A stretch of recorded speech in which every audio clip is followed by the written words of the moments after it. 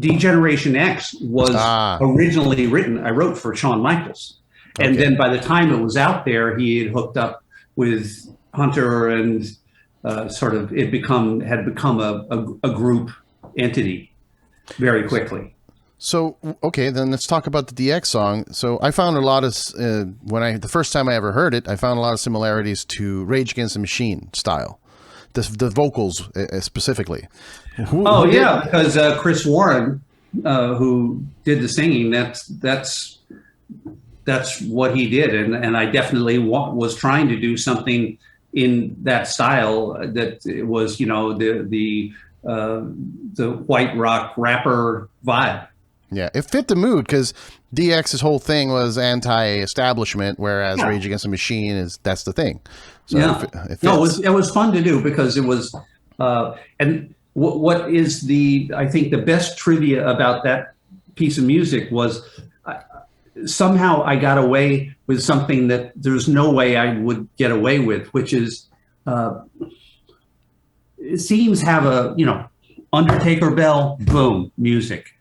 Glass break, music, it's right into it. It's not like, hey, let's hang out and have a nice little intro thing.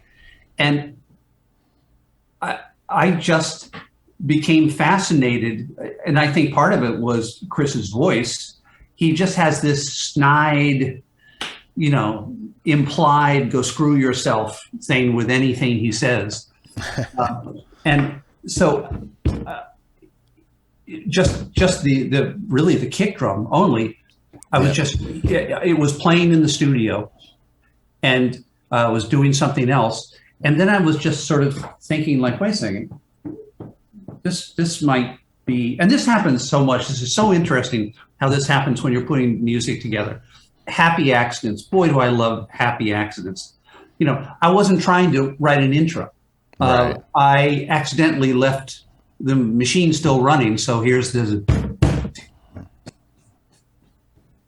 and so I just find myself getting into the mood of that, and I found myself starting to say stuff like, you can't tell us what to do,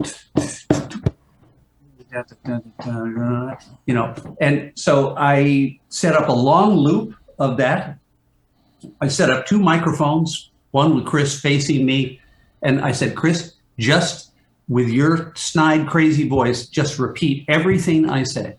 And I just sat there. We stood there for, I bet, 15 minutes of my just thinking of anything I could think of. You can't tell me what to wear. You can't tell me what to do. Hey, go screw yourself. Go fuck yourself.